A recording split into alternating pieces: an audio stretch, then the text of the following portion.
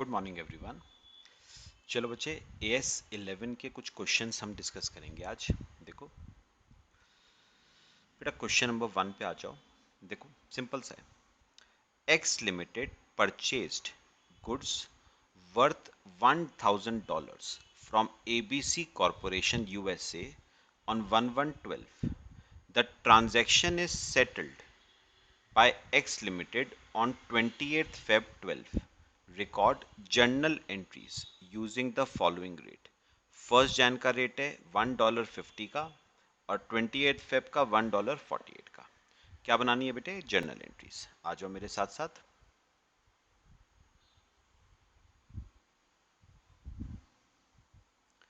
Heading लिखना बेटा,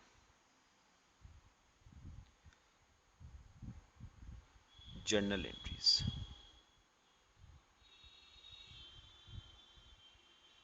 ठीक है, चलो बच्चे करना शुरू करते हैं। देखो पहला, अच्छा पहले मुझे बताओ बेटा, आपने कितने डॉलर का सामान खरीदा था एबीसी कॉरपोरेशन से? बेटा $1,000 का सामान खरीदा था। कौन सी डेट को? First Jan. तो फर्स्ट जैन 2012 को परचेजेस करिए। एंट्री हो जाएगी बेटा purchases account debit to ABC corporation USA. बेटा याद करो, मैंने कल क्या बताया था? सबसे पहले तो आप फॉरेन करेंसी ट्रांजैक्शंस का बेटा इनिशियल मेजरमेंट करोगे। क्या मतलब था बेटा इनिशियल मेजरमेंट का? इनिशियल मेजरमेंट कब होता है? On the date of transaction. किस रेट पे बेटा? Using the rate on the date of transaction. और फर्स्ट जैन का बेटा रेट था $1.50 का। तो $1.50 का तो $1,000, 50,000 का। ठीक है, नरेशन लिखना। Being foreign currency transaction, for being foreign currency transaction, being foreign currency transaction initially recognized,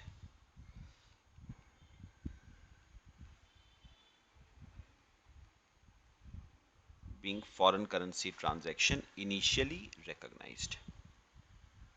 चलो अब बताओ बेटा, हमें एबीसी कॉरपोरेशन को पैसा पे करना था। तो देखो हमने कौन सी डेट को पे करा है बेटा? 28th फेब को। तो 28th फेब 2012 पैसा पे कर दो एबीसी कॉरपोरेशन को। Entry ABC corporation USA debit to bank. एक लाइन छोड़ देना बेटा इसमें ना बीच में। ABC corporation USA debit to bank. बेटा पढ़ के बताओ, आपको एबीसी कॉरपोरेशन को देना कितना था बेटा? 50,000 रुपये। तो एबीसी कॉरपोरेशन को मैंने डेबिट कर दिया 50,000 रुपये से। अब बताओ बेटा, पेमेंट हो रही है 28th फेब को। और बेटा 28th फेब का रेट है $1.48 का। तो $1,000, 48,000 के। अच्छा अब मुझे बताना, देना था 50, दिया 48, तो 2,000 का प्रॉफिट कहां चला जाएगा बेटा? पीएल में। ये आ गया 2,000 का फॉरेन एक्सचेंज गेन। इसे हम कहेंगे फॉरेन एक्सचेंज गेन। लिख लो बच्चे, ये 2,000 है आपका फॉरेन एक्सचेंज गेन।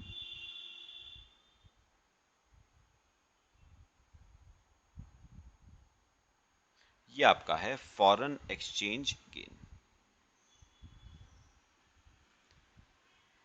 ठीक है बच्चे, चलो नरेशन लिखो। Being transaction settled and foreign exchange gain credited to profit and loss account।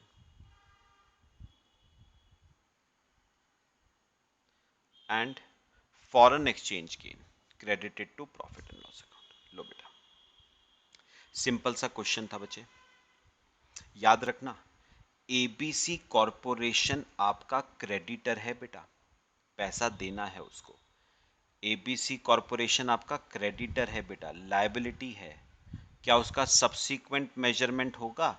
नहीं बेटा, सब्सीक्वेंट मेजरमेंट उसी का होता है जो बैलेंस शीट डेट पे एग्जिस्ट करता है, और बैलेंस शीट डेट आने से पहले ही ये क्रेडिटर हमने पे ऑफ कर दिया। तो इसका मतलब ये बैलेंस शीट डेट पे एग्जिस्ट नहीं करता। अब जब एग्जिस्ट नहीं करता तो सब्सीक्वेंट मेजरमेंट कैसा? बात क्लियर हुई बेटा सबको? चलो कॉपी करो इसे, फिर एक और क्वेश्चन देखते हैं।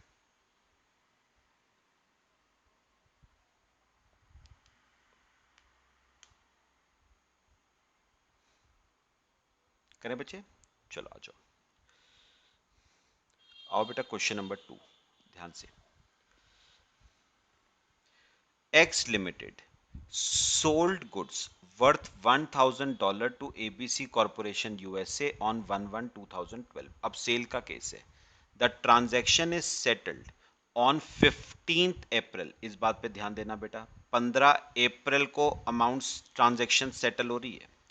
X Limited's financial year ends on 31st मार्च। ध्यान देना, फाइनेंशियल ईयर खत्म कब हो रहा है? 31st मार्च को।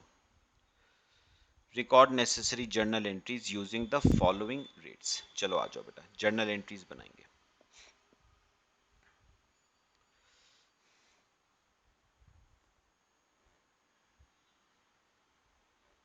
हेडिंग लिखना,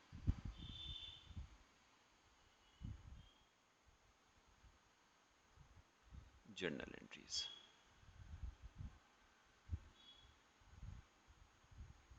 फर्स्ट पॉइंट। अच्छा अब मुझे बताओ बेटा, एक्स लिमिटेड ने एबीसी कॉरपोरेशन को बेटा क्या करी थी? सेल्स। अच्छा क्रेडिट सेल्स है, डेट लिखना पहले, कौन सी डेट को? 1 Jan 12 को। ठीक है, सेल्स की एंट्री क्या बताओगे बेटा?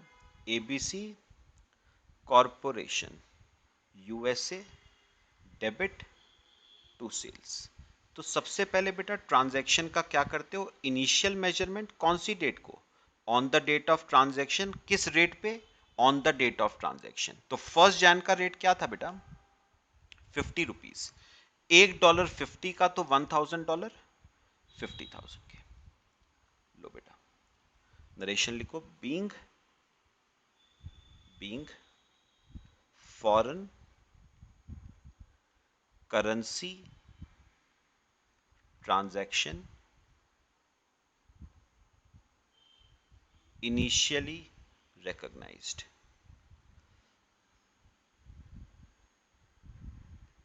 अब बेटा ध्यान से चलना है जरा। अच्छा अब बेटा मुझे पढ़ के बताओ, ये ट्रांजैक्शन सेटल कब हो रही है बेटा? ये सेटल हो रही है 15 अप्रैल को। मतलब आपको एबीसी कॉरपोरेशन से पैसा 15 अप्रैल को मिल रहा है, मतलब नेक्स्ट फाइनेंशियल ईयर में मिल रहा है बेटा। तो याद रखना 15 अप्रैल से पहले बेटा क्लोजिंग डेट आ जाएगी, बैलेंस शीट डेट 31 मार्च 2012, है ना? और मेरे को ये बताओ बेटा, ये एबीसी कॉरपोरेशन आपका डेटर है ना? एबीसी कॉरपोरेशन आपका डेटर है, सुनना बेटा, डेटर है यानी असेट है, और ये बैलेंस शीट डेट पे क्या कर रहा है बेटा? एग्जिस्ट कर रहा है। तो इसका क्या करोगे? Subsequent measurement. अब याद करो, सब्सीक्वेंट मेजरमेंट के दो पार्ट्स थे, monetary items, non monetary items, और डेटर्स बेटा आपका एक मॉनेटरी आइटम है। और अगर आपको याद हो तो मॉनेटरी आइटम्स का सब्सीक्वेंट मेजरमेंट होता है कौन से रेट पे? जो बैलेंस शीट डेट पे रेट होता है, और बैलेंस शीट डेट पे रेट है 52। तो चलो अब करते हैं सब्सीक्वेंट मेजरमेंट। यहां तक हो गया? मुझे एक बात बताओगे बेटा, आपने एबीसी कॉरपोरेशन को अभी कितने रुपए पे शो कर रखा है?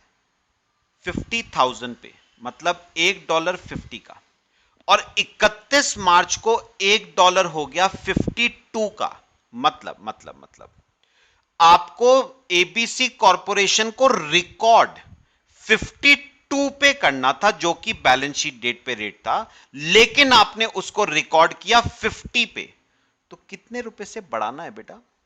2 रुपए से बढ़ाना है। किसको? एबीसी कॉरपोरेशन को। बढ़ाओ, असेट है ना, बढ़ाओ उसे। ABC corporation USA debit. मुझे बताओ, $1 पे 2 रुपए बढ़ाना है, तो $1000 पे बेटा 2000 रुपए। टू।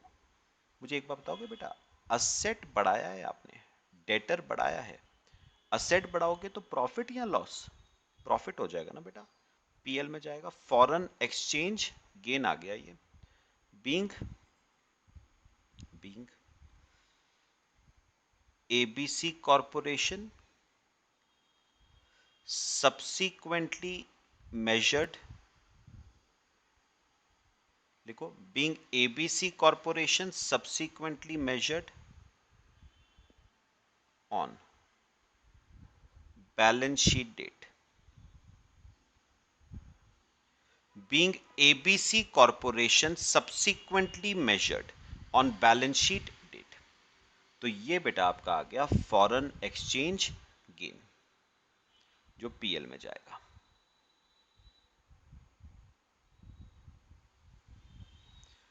Foreign exchange gain. लो बेटा, बताओ मेरे को, सब्सिक्वेंट मेजरमेंट क्लियर हुआ? चलो, अब आ जाओ थर्ड एंट्री पे। अब बताओगे बेटा, ये ट्रांजैक्शन फाइनली सेटल कब हो रही है? 15 अप्रैल को। तो हमें बताओ, डेटर से पैसा क्या हो जाएगा? रिसीव हो जाएगा। चलो एंट्री करते हैं। बैंक डेबिट, एक लाइन छोड़ देना बेटा, टू एबीसी कॉरपोरेशन यूएसए। बेटा कितना पैसा मिलना था डेटर से? देखो डेटर कितने के थे, 50 प्लस 2 के, मतलब डेटर आपके 52 के हो गए थे ना, तो आपको 52 मिलना था डेटर से। अब बताओ कि 15 अप्रैल का रेट क्या है बेटा? 51। तो आपको डेटर से मिलेगा $1 का 51, तो $1000 का 51,000 आपको मिलेगा बेटा डेटर से। अब मुझे बताओ, मिलना था 52, मिला 51, तो 1000 का लॉस हो गया, पीएल में डेबिट हो जाएगा। Foreign exchange loss.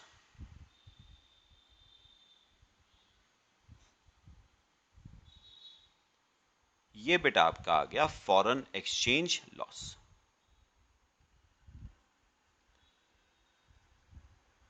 Foreign exchange loss. बेटा तरीका क्लियर हो रहा है सबको एंट्रीज बनाने का? फॉरेन एक्सचेंज लॉस सिंपल है मेरे ख्याल से। Narration, being transaction settled, being transaction settled. लो बच्चे कॉपी करो। Being transaction settled.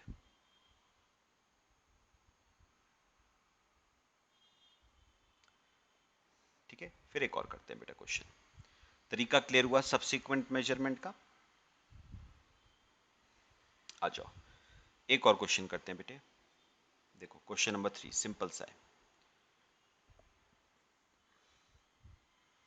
3, sunshine company limited imported raw material worth $9,000 on 25th Feb 11 when the exchange rate was 44 rupees per $1. The transaction was recorded in the books at the above mentioned rate. The payment for the transaction was made on 10th April 11 when the exchange rate was rupees 48 per $1. At the year end 31st March, rate of exchange was 49 rupees per $1. The chief accountant of the company passed an entry on 31st March 11 adjusting the cost of raw material consumed, debited this loss to COGS, instead of profit and loss account for the difference between 49 and rupees 44 per $1. Discuss whether this treatment is justified as per AS 11. बेटा अब ना उन्होंने किया क्या है, उन्होंने जो foreign exchange का, जो एक्सचेंज रेट्स के बीच का डिफरेंस था ना, 49 और 44 रुपीस के बीच का जो डिफरेंस था 5 रुपीस पर डॉलर, वो उन्होंने ना सीओजीएस में डेबिट कर दिया। जबकि बेटा एएस 11 आपको साफ साफ कहता है एक्सचेंज रेट्स में जो डिफरेंस आएगा वो बेटा प्रॉफिट एंड लॉस अकाउंट में डेबिट होगा, ना कि सीओजीएस अकाउंट में डेबिट होगा। तो यहां पर हम लिखते हैं, फिर मैं आपको इसकी ना प्रॉपर जर्नल एंट्रीज वगैरह बताऊंगा। चलो आओ बेटा मेरे साथ साथ।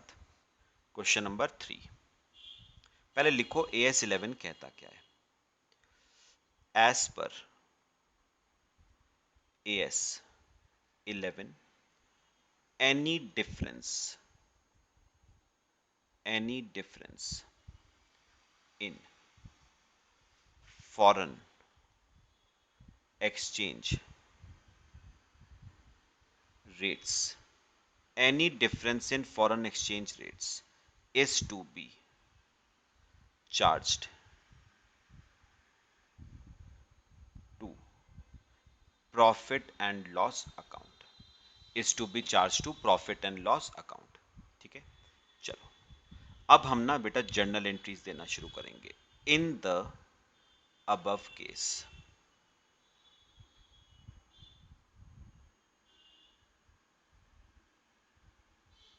इन द अबव केस लिखो बेटा जर्नल एंट्रीज।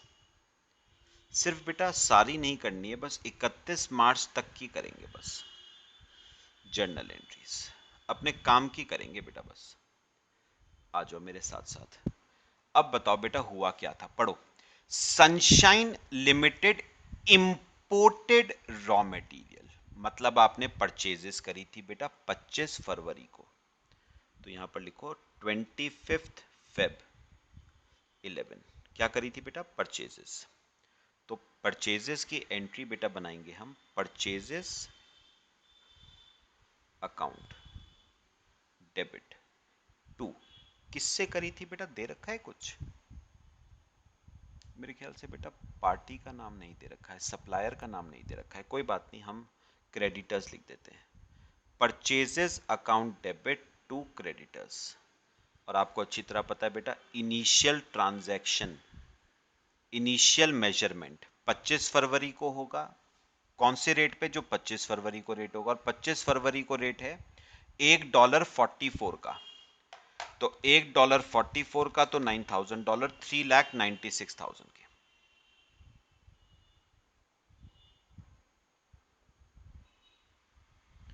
$3,96,000 के। नरेशन लिखना, being foreign currency transaction, being foreign currency transaction initially measured,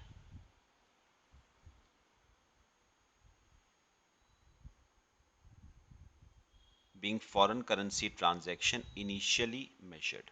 लो बेटा ये आपकी पहली एंट्री होगी जो 25 फरवरी को होगी। अब मुझे एक बात बताओ बेटा, ये क्रेडिटर बताओ बैलेंस शीट डेट पे एग्जिस्ट करता है या नहीं। पढ़ना, ट्रांजैक्शन सेटल कब हुई है, लिखा हुआ है the payment for the transaction was made on 10th अप्रैल। तो बेटा पेमेंट तो 10 अप्रैल को करी ना, लेकिन 10 अप्रैल से पहले बेटा साल ही खत्म हो गया, 31 मार्च को साल खत्म हो गया। 31 मार्च 11 को तो ईयर एंड हो गया। इसका मतलब बताओ क्या, ये क्रेडिटर बैलेंस शीट डेट पे क्या करते हैं, एग्जिस्ट करते हैं, तो क्या करोगे, सब्सिक्वेंट मेजरमेंट।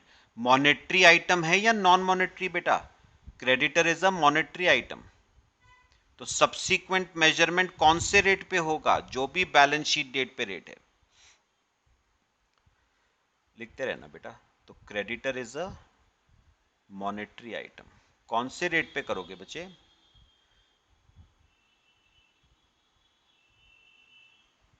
कौन से रेट पे करोगे?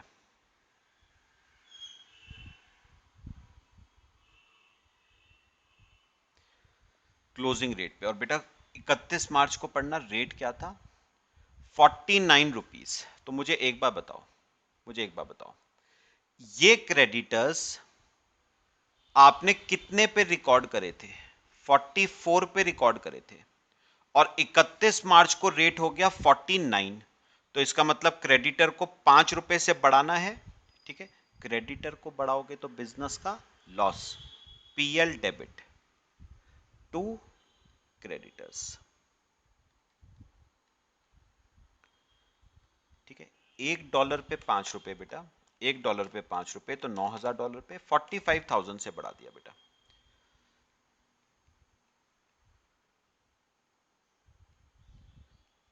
ठीक है, और ये 45,000 बताओ बेटा, ये 45,000 क्या आया? Foreign exchange loss. ये आपका फॉरेन एक्सचेंज लॉस। और बेटा उन्होंने बताओ गलती बेटा क्या करी थी, पढ़ो जरा।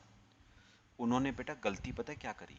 उन्होंने, सुनो, उन्होंने गलती क्या करी? उन्होंने ये फॉरेन एक्सचेंज लॉस 45,000 का पीएल में डेबिट करने के बजाय बेटा, पीएल में डेबिट करने के बजाय उन्होंने ये फॉरेन एक्सचेंज लॉस को कॉस्ट ऑफ गुड्स सोल्ड में डेबिट कर दिया, जो कि गलत है। तो नरेशन लिखना, being creditors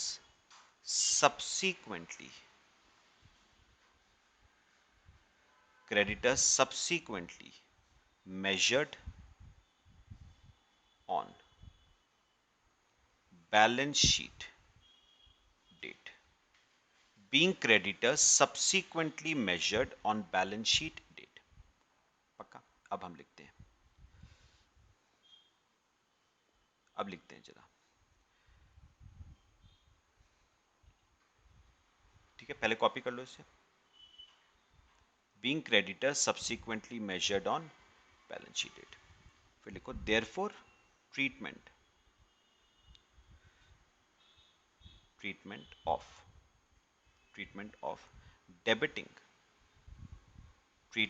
debiting COGS account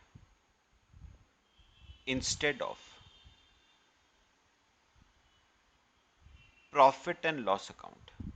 Therefore treatment of debiting COGS account instead of profit and loss account is incorrect as per AS 11. Hence action of chief accountant is not justified. Hence action of chief accountant. Hence action of chief accountant is not justified. Hence action of chief accountant is not justified. लो बेटा copy करो। Simple question था बच्चे, clear हुआ? Copy कर लो।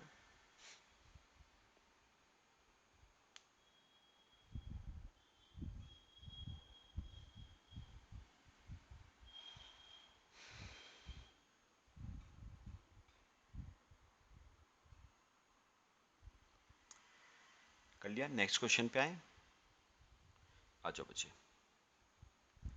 देखो question number 4 क्या कहता है बेटा?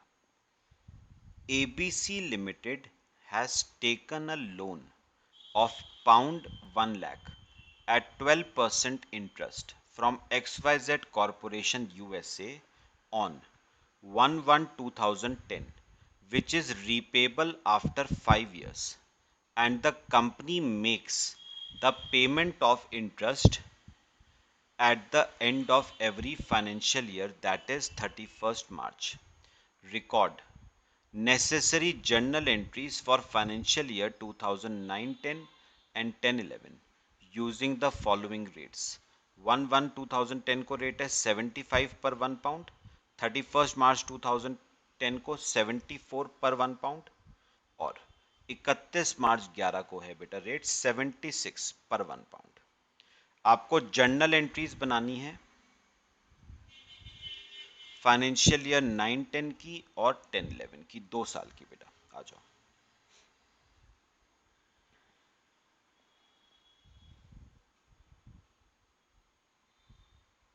हेडिंग लिखना,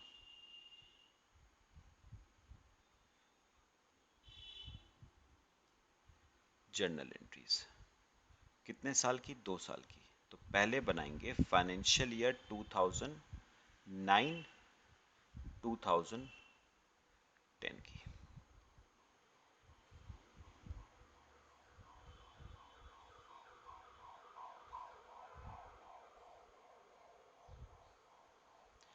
हेडिंग लिखो बेटे, करना शुरू करेंगे एंट्रीज।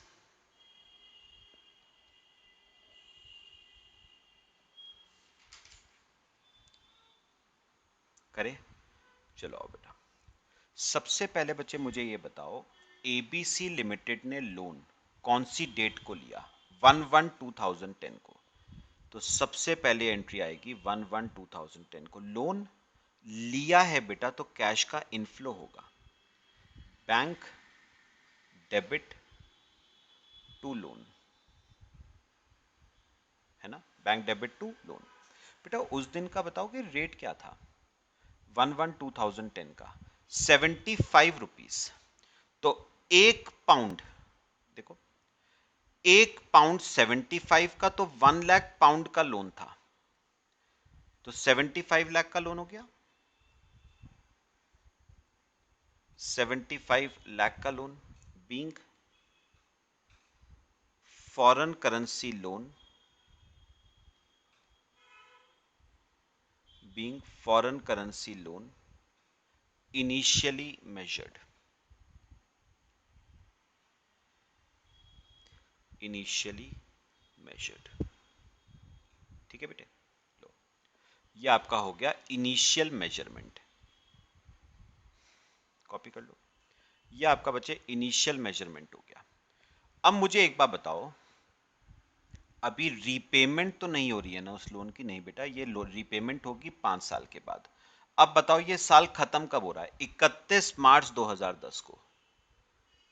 तो बेटा 31 मार्च 2010 को पहले बताओ ये लोन आपकी बैलेंस शीट में एग्जिस्ट कर रहा है या नहीं? बिल्कुल कर रहा है बेटा, बैलेंस शीट में एग्जिस्ट, क्योंकि रीपे नहीं हुआ है। बैलेंस शीट में एग्जिस्ट कर रहा है तो इसका क्या करोगे? Subsequent measurement. और लोन आपकी एक मॉनेटरी आइटम है, तो कौन से रेट पे होगा सब्सिक्वेंट मेजरमेंट? जो रेट बैलेंस शीट डेट पे एग्जिस्ट करता है, मतलब 31 मार्च को, है ना। और 31 मार्च का रेट है 74। तो अब मुझे बताना, आपने लोन को रिकॉर्ड 75 पे किया था, गिर के हो गया 74, तो रिड्यूस करो, लोन अकाउंट डेबिट। अच्छा एक बार बताओगे बेटा, लायबिलिटी गिर रही है तो प्रॉफिट हो जाएगा, कहां जाएगा? पीएल में। लोन गिरा एक एक पाउंड से, $1 से, सॉरी ₹1 से। 75 रुपए का लोन था, 75 रुपए पे रिकॉर्ड करा था, 74 रुपए का हो गया, मतलब 1 पाउंड पे ₹1 से गिरा है, तो 1 लाख पाउंड पे 1 लाख रुपीज से। तो लोन आपका 1 लाख रुपीज से गिर गया। Narration being foreign currency loan subsequently measured, being foreign currency loan subsequently measured। ठीक है बेटा, लो ये आपका सब्सिक्वेंट मेजरमेंट हो गया। और बेटा अगर आप क्वेश्चन पढ़ोगे ना तो उसने एक बात और कही थी, company makes payment of interest at the end of every financial year, that is 31 मार्च। तो इसी डेट को 31 मार्च को बेटा एक एंट्री और आएगी इंटरेस्ट पे करने की। 31 मार्च 2010 को।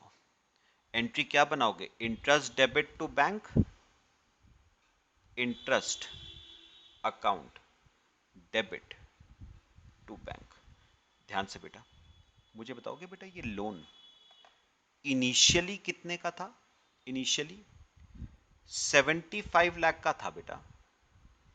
फिर ये लोन 1 लाख रुपए से गिर गया था ना, तो कितने का रह गया बेटा? 74 लाख का रह गया। तो निकालो 74 लाख के लोन पे रेट ऑफ इंटरेस्ट क्या है? 12%। और बेटा एक बात याद रखना, ये लोन आपने 1 Jan 2010 को लिया था और 31 मार्च 2010 को इंटरेस्ट दे रहे हो, तो 3 महीने का इंटरेस्ट आएगा इंटू 3/12, 2,22,000 रुपीज का इंटरेस्ट। ये आपका लोन पे आ गया इंटरेस्ट 2,22,000 का। Narration being interest paid.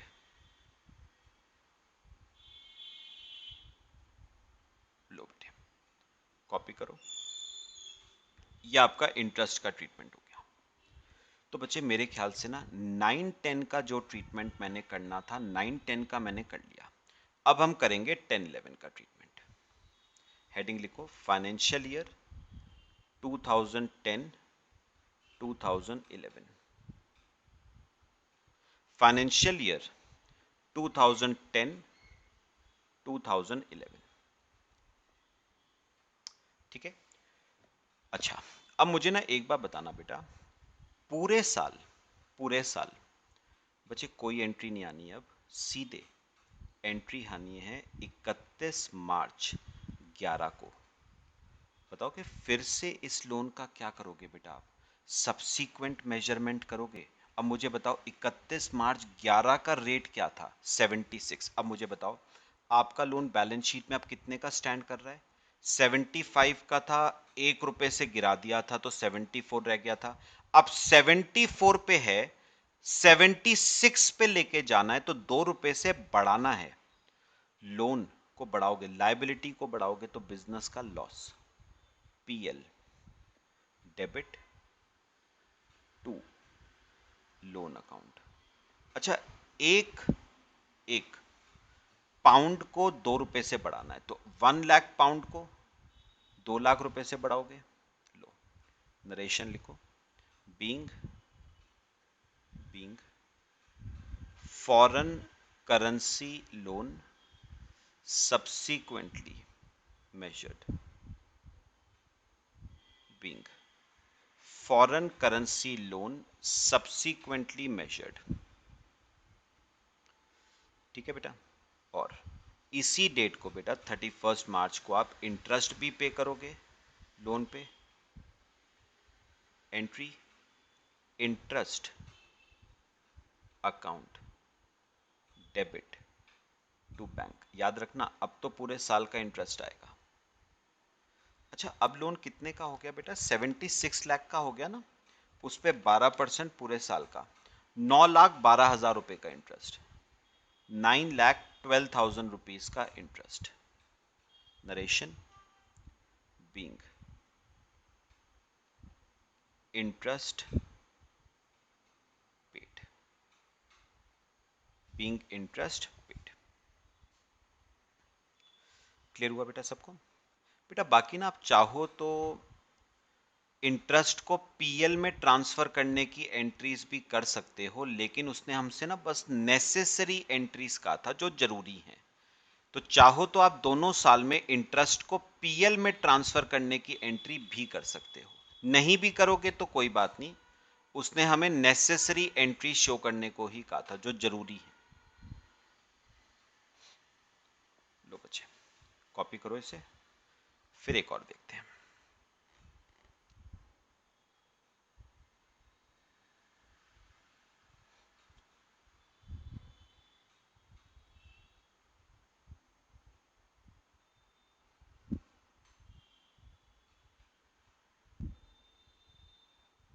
कर लिया बच्चे कॉपी? चलें आगे। देखो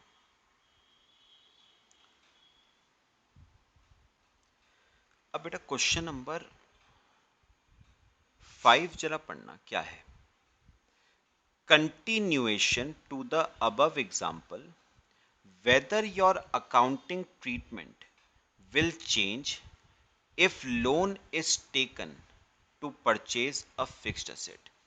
पता है बेटा, एक बात याद रखना, अगर आपने लोन लिया है फॉरेन करेंसी में और उस लोन से आपने इंडिया में फिक्स्ड एसेट खरीदे, तो बेटा याद रखना, utilization utilization utilization of loan is बेटा इररेलेवेंट। मेरी अभी बात सुनना, काम की बात। लोन इंडिया में किस पर्पस के लिए यूटिलाइज हो रहा है, मुझे एक बार दोबारा बताओ, लोन किस में लिया है? फॉरेन करेंसी में। अब उस लोन को इंडिया में आप किस पर्पस के लिए यूटिलाइज कर रहे हो? Purpose of utilization is irrelevant. उससे फर्क नहीं पड़ता कि आप किस पर्पस के लिए यूटिलाइज कर रहे हो। तो purpose of utilization of loan is irrelevant. लेकिन बेटा एक बात है जो मुझे आपसे करनी है, और वो बेटा क्या है, जो आपका AS11 है ना बेटा, वो एक बात कहता है। क्या कहता है? ध्यान से सुनना, कि अगर आपने फॉरेन करेंसी में कोई लोन लिया है और उस लोन से आपने इंडिया में फिक्स्ड असेट खरीदा है। क्या खरीदा है? Fixed asset. तो आप एक काम कर सकते हो बेटा, और वो क्या है, ऑल्टरनेटिवली आप कर सकते हो, ये जो एक्सचेंज रेट्स का डिफरेंस है ना बेटा, कौन सा, ये जो एक्सचेंज रेट्स का डिफरेंस है 1 लाख 9-10 में, फिर एक्सचेंज रेट्स का डिफरेंस आया 2 लाख 10-11 में। Instead of charging it to profit and loss account, this difference in exchange rates can be capitalized to the cost of asset। तो आप क्या कर सकते हो, rather than, लिखना मत आप लोग, लिखना मत,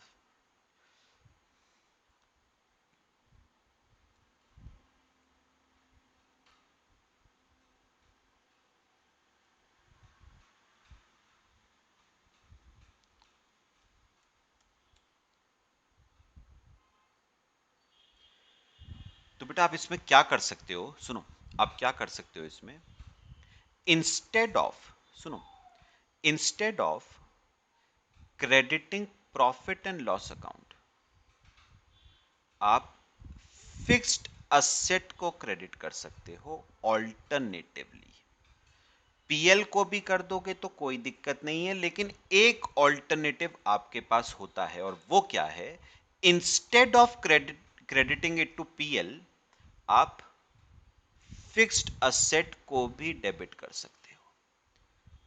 तो आप पीएल को डेबिट करने के बजाय या पीएल को क्रेडिट करने के बजाय आप फिक्स्ड असेट अकाउंट को क्रेडिट और डेबिट कर सकते हो, if that loan is taken for, if that loan is utilized for purchase of fixed asset.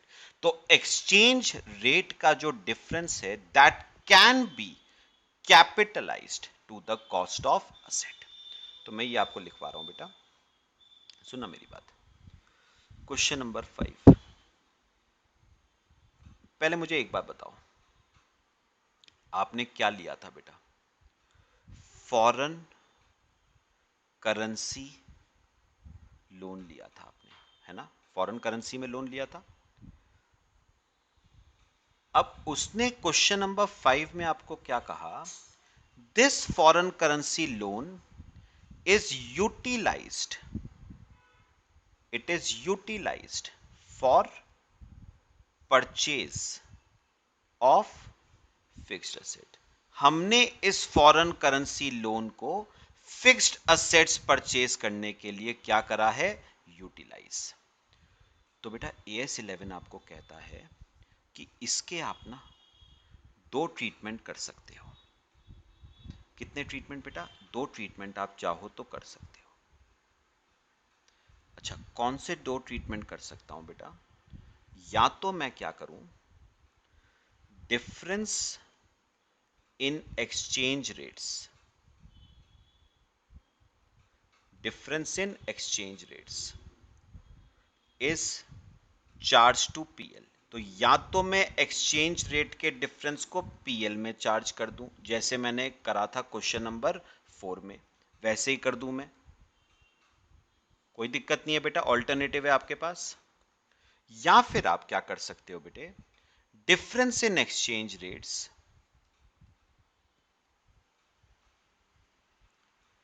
Difference in exchange rates is capitalized to cost of fixed asset. या आप उस exchange rate के difference को PL में ना भेज के fixed asset account में कैपिटलाइज कर दो, क्योंकि बेटा वो एक्सचेंज रेट का डिफरेंस जो आया था वो आया था due to purchase of fixed asset. तो हम पीएल में चार्ज ना करके उसे फिक्स्ड असेट की कॉस्ट में कैपिटलाइज कर सकते हैं। हमारे पास ऑल्टरनेटिव है बेटा। तो सुनो, ये वाला बेटा ऑल्टरनेटिव वन है, ये वाला ऑल्टरनेटिव वन है आपके पास, और ये बेटा आपके पास ऑल्टरनेटिव टू है। दोनों में से आपको जो ठीक लगता है आप कर सकते हो, कोई दिक्कत नहीं है। समझ आई बात सबको? ये बेटा AS11 कहता है कि अगर अगर आपने फॉरेन करेंसी लोन को फिक्स्ड असेट्स परचेज करने के लिए यूटिलाइज करा है, तो जो एक्सचेंज रेट का डिफरेंस है वो पीएल में भी जा सकता है और जाने को वो फिक्स्ड असेट अकाउंट में भी ट्रांसफर किया जा सकता है। दोनों ऑल्टरनेटिव करेक्ट है। This exception is only applicable for fixed assets बेटा। कॉपी करो इसे। तो अगर आप पीएल में ट्रांसफर करते हो इट्स ओके, फिक्स्ड असेट में ट्रांसफर करना चाहते हो देन ऑल्सो इट्स ओके।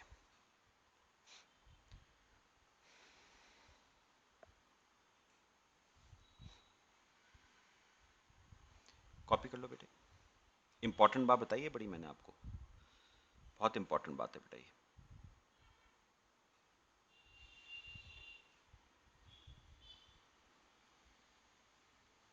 करें आगे चलें,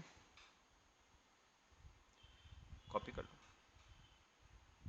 चलो बेटा अब आ जाओ question number 6।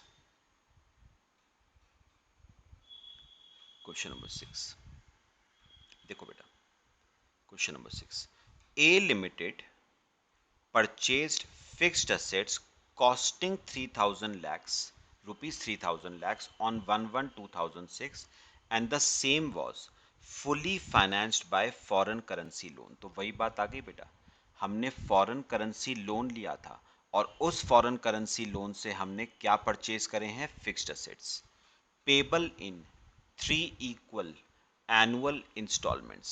exchange rates were $1.40 का and 42.5 का on 1/1/16 and 31st December 16 respectively। first installment was paid on 31st December।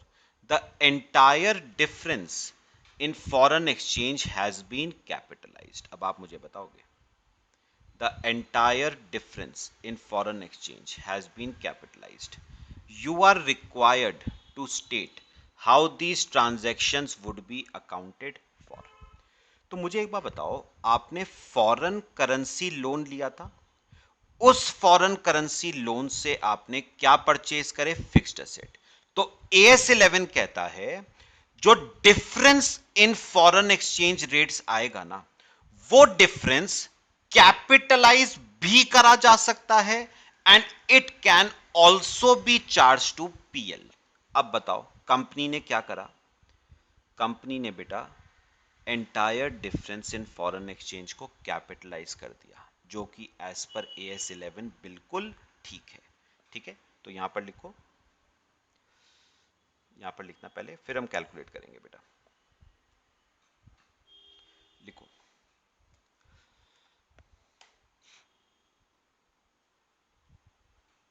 लिखना बेटा, as per AS11 difference in foreign exchange, difference in foreign exchange rates, difference in foreign exchange rates arising arising on account of arising on account of foreign currency loan, arising on account of foreign currency loan utilized utilized for purchase of fixed assets can be can be capitalized can be capitalized to the cost of fixed asset. हम ना alternative to भी साथ ही लिख रहे हैं बेटा, alternative to भी लिखना है हमने। Alternatively this difference can be charged to profit and loss. Alternatively, this difference can be charged to profit and loss account। ठीक है बेटा, लो कॉपी करो, फिर हम सॉल्व करते हैं।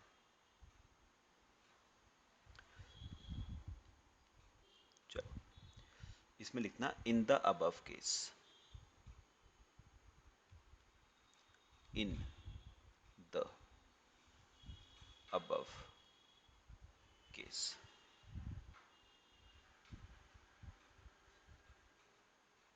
In the above case.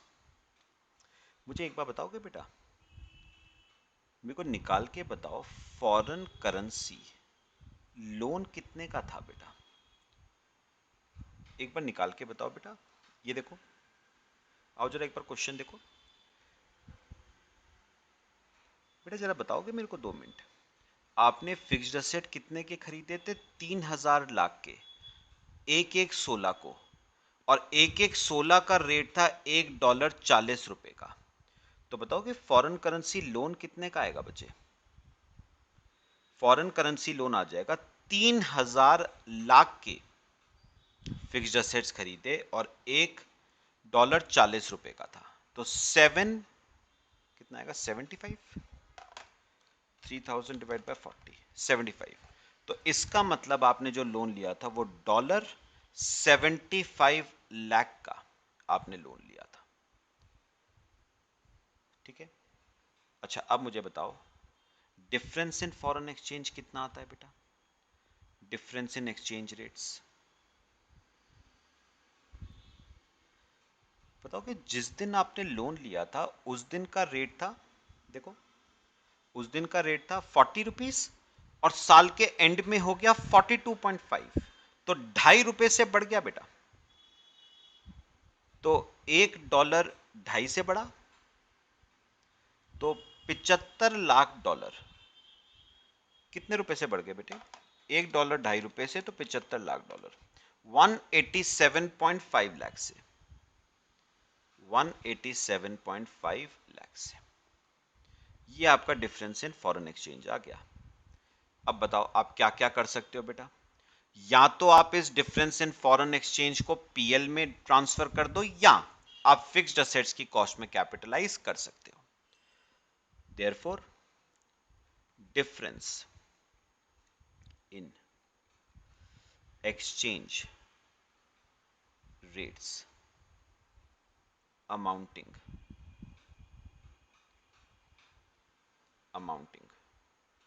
to rupees 187.5 lakh can be capitalized to cost of fixed asset। Alternatively this difference can be charged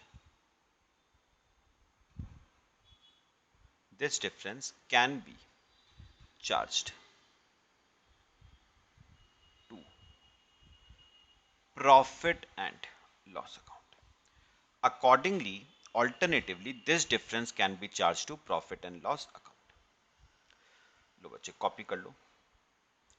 तो बताओ ट्रीटमेंट जो उन्होंने फॉलो किया है क्या कुछ गलत किया है? नहीं बेटा, बिल्कुल ठीक किया है, एज पर AS 11 किया है।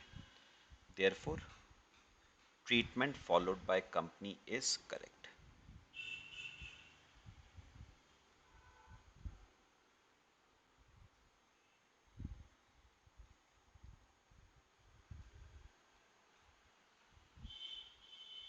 Therefore, treatment followed by company is correct. तो कंपनी ने बेटा ट्रीटमेंट बिल्कुल सही किया है, कोई दिक्कत नहीं है।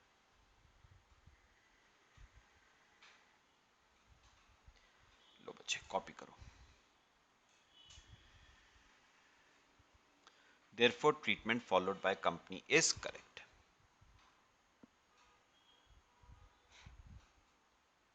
क्लियर हुआ बेटा सबको? क्वेश्चंस क्लियर हो रहे हैं? आ जाओ बेटा, लास्ट क्वेश्चन हमारा 7th। देखो बेटा, K Limited borrowed $450,000 on 1/1/16 which will be repaid on 31st July 16. X Limited prepares its financial statements ending 31st March 16. Rates of exchange दे रखे हैं 1/1/16 को, 31st मार्च को, 31st जुलाई को। तो बेटा फिर से लोन का केस है, चलो आ जाओ, बहुत सिंपल सा केस है।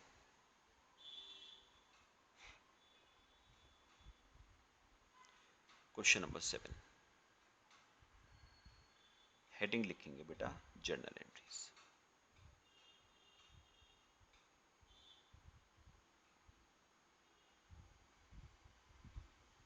जर्नल एंट्रीज लिख लो बेटा, हेडिंग जर्नल एंट्रीज। और बेटा मुझे पढ़ के बताओ, आपने लोन कब लिया था? 1/1/16 को। तो 1/1/16 को लोन लेने की एंट्री बेटा, bank account debit to loan account.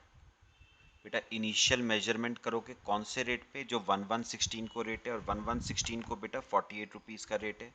तो $4,50,000 का लिया इंटू 48, 2,16,00,000 रुपए का लोन, 2,16,00,000 रुपीज का लोन।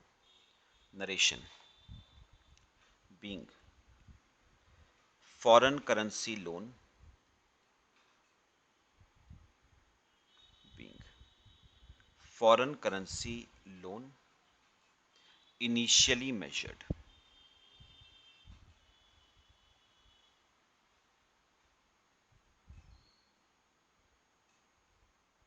ठीक है, चलो सेकंड। अब बताओ बेटा, ये लोन रीपे कब हो रहा है? 31 जुलाई को, लेकिन 31 जुलाई से पहले बेटा साल खत्म हो गया 31 मार्च। तो बेटा क्या करोगे? लोन को सब्सिक्वेंटली मेजर करोगे। लोन आपकी मॉनेटरी आइटम है, तो कौन से रेट पे होगा? जो भी बैलेंस शीट डेट पे रेट होगा। 49 है बेटा। तो आपने लोन को बच्चे कितने पे रिकॉर्ड करा था? 48 पे। अब करना है 49 पे, 1 रुपए से बढ़ाना है लोन को। लाइबिलिटी बढ़ रही है बेटा, बिजनेस का लॉस हो रहा है। Profit and loss account debit to loan account, तो बढ़ाओ। $1 पे 1 रुपया, तो $4.5 लाख पे $4.5 लाख। लो बेटा, लोन को हमने बढ़ा दिया। नरेशन लिख लो, being foreign currency loan subsequently measured, being loan subsequently measured. ठीक है, चलो फिर बचे थर्ड एंट्री। अब बताओ ये लोन रीपे कब कर रहे हो आप? 31 जुलाई को। चलो बताओ बेटा 31 जुलाई की एंट्री, लोन डेबिट। बेटा आप बताओगे बुक्स में लोन कितने का अपेयर कर रहा है? बेटा 2,16,00,000 का तो पहले ही था, 4.5 लाख से और बढ़ गया, तो लोन हो गया 2,20,50,000 का। 2,20,50,000 का लोन हो गया बेटा। एक लाइन छोड़ना, फिर लिखना टू बैंक। अच्छा, जिस दिन पेमेंट हो रही है 31 जुलाई को, उस दिन का रेट है 49.5 $1 का, तो $4.5 लाख का। 2,22,75,000 रुपए की पेमेंट होगी। 2,22,75,000 रुपए की पेमेंट। तो बेटा फिर से लॉस हुआ है। कितने का लॉस हुआ है हमें? 2,25,000 का लॉस है, पीएल में ट्रांसफर होगा बीइंग लोन रीपेड। बेटा इंटरेस्ट का कोई केस नहीं था क्वेश्चन में, बीइंग लोन रीपेड। लो बच्चे, ये आपका क्वेश्चन कंप्लीट हो गया। बताओ AS11 क्लियर हुआ बेटा? अभी ना बेटा एक क्वेश्चन हमारा रहता है, अगर आपको याद हो, AS16 का एक क्वेश्चन हमने करना था जो AS11 के बाद होना था बेटा। वो मैं इस लेक्चर में नहीं बेटा, वो नेक्स्ट लेक्चर में कवर करूंगा। फिलहाल ये कॉपी कर लो, बाकी बेटा नेक्स्ट लेक्चर में करेंगे। ठीक है, वो क्वेश्चन अभी रहता है, वो नेक्स्ट लेक्चर में कवर करेंगे।